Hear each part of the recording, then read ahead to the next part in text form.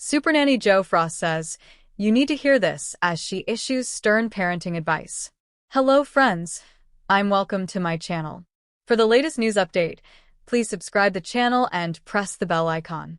More than 2 decades on from her pioneering Channel 4 series, Supernanny, Jo Frost is still sharing parenting advice, and her latest piece is something all parents need to hear.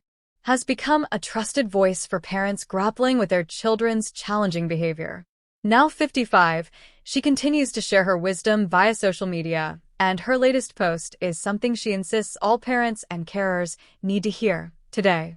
In a recent Instagram video, Jo warned, "Social media didn't barge into your home, it crept in drip by drip." The parenting guru added that it is now quietly causing chaos. But what does she mean by this? Referring to it as a smart drug, she explained how social media has particularly disrupted family conversations during mealtimes. She observed that teenagers are more concerned with FOMO, fear of missing out, than JOHO, joy of hanging out, in the modern day. However, Jo highlighted that it's not just the kids who are at fault. She pointed out that parents too are guilty of prioritizing scrolling over bedtime stories and genuine connection. However, Jo highlighted that it's not just the kids who are at fault. She pointed out that parents too are guilty of prioritizing scrolling over bedtime stories and genuine connection. According to Jo, the harsh reality is that mobile phones have become a socially accepted vice, and we've turned into functioning social media addicts. However, she reassures us that there is good news. The TV personality concluded, "We can change it if you care enough to try. Put down the phone. Talk. Listen. Feel awkward. Reconnect. Because while you're numbing out, those tech companies are cashing in on the collapse of your family's foundations. Self-discipline isn't sexy? Oh, hell yeah it is. And it saves lives." So how can families tackle the issue of excessive mobile phone use? Use it as a tool. Don't let it use you, she urged. It needed to be said. Demonstrating the effectiveness of Jo's guidance, an Instagram user commented, "I started putting down my phone as I realized everything will still be there, and started organizing many things, and my mind feels so free and in control." Another follower expressed their gratitude. "Thank you, Jo, for sharing the message that we're all thinking and struggling to deal with." One more suggested, "Talks in schools from Jo Frost. That's what we need. She should be on the curriculum as well as in our homes and our hearts." Meanwhile, another Instagram user, a parent of twins, shared their approach. "I am a mom of twins, and I make a conscious effort to not be on my phone in front of them. It is always nearby for photos, but I limit my social media use to nap times, and once they are in bed. They are the only children I plan to have, and I don't want them growing up remembering me looking at my phone all the time. I want to be a present figure in their lives. I want to watch them grow up." However, Jo pointed out that the lack of interactions amongst family members isn't solely down the behavior of children. Parents scrolling past bedtime stories, past real connection, she said. And partners?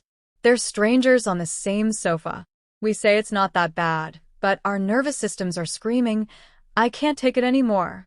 According to Jo, the truth is the mobile phone has become this socially accepted vice, and we have become functioning social media addicts.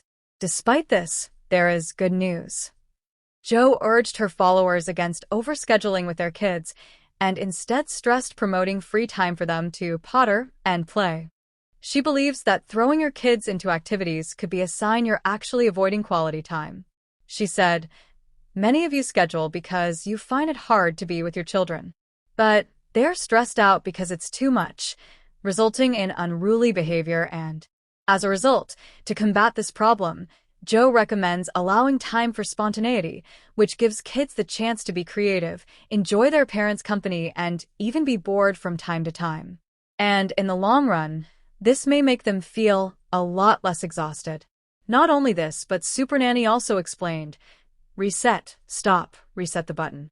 Just because you'd said something doesn't mean you can't change your mind." Jo Frost of Supernanny fame is out with her 7th book, and she's taking aim at toddlers. More specifically, she focuses on the things so many parents dread, toddlers and tantrums. Frost, who travels the world as a parenting consultant, made her name on TV with Supernanny, Extreme Parental Guidance, and Last Summer's Family. In the new book, Jo Frost's Toddler Rules, out in March from Random House, she offers a 5-step approach to proactive parenting based on knowing when to step back, observe, or step in. Make sure your child has enough sleep. Provide consistent meal times with proper proportions and the right food. Offer plenty of opportunity for physical activity, stimulation, and socialization. Help development with learning activities, and be clear on family expectations for behavior, with appropriate corrections when necessary. The situation tantrum, because of hunger, frustration, or being unable to do something he or she wants to do. The mock tantrum, a manipulation when a parent is given in one too many times. Frost, 43 and newly engaged, concerns me when parents don't think what possibly may have happened. There's not even a, well, it could be this. It might have been that. It's just this general answer. I don't know. They just flipped out. Are there parents out there that are very permissive? Yes. But this country is very polarizing. I also see a very extreme set of behaviors as well, where there's no room for the child to breathe, where there's no room for the child to have a choice. I don't think it's unique to this generation. What is your best piece of advice for parents dealing with tantrums? A. To identify. Ask why, then we're halfway there.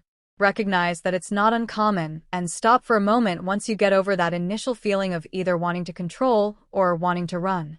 It's fight or flight.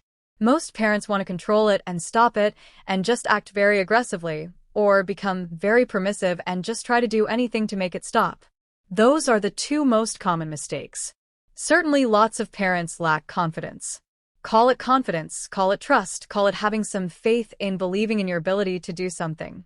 The world has become a smaller place through technology, and yet a larger place with how much more isolated we are as families. How many families do you know that are not the extended family anymore, that are not given a pat on the back and the reassurance that they're making the right moves to build that confidence? My work in the parental arena has given me the smiles, the laughs, and the excitement, as well as the privilege to be a part of so many firsts in a child's life, said Jo Frost. From crawling, talking, dropping off at school, birthdays, and their first injections, childhood vaccinations are a rite of passage for most of us, but for some that is not the case. As millions of children globally die every year from a vaccine-preventable disease. With just a small change, we can make a huge impact. To help parents identify, understand, and tame tantrums, as well as prevent the challenges parents are faced with every day in a toddler's life.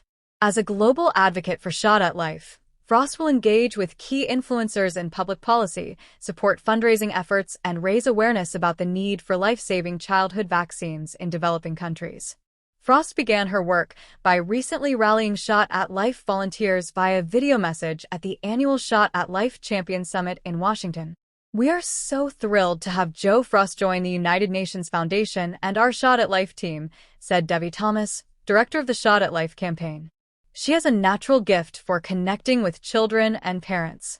We look forward to many events and opportunities with Jo to raise awareness for this issue and help children around the globe gain access to the life-saving vaccines they so desperately need.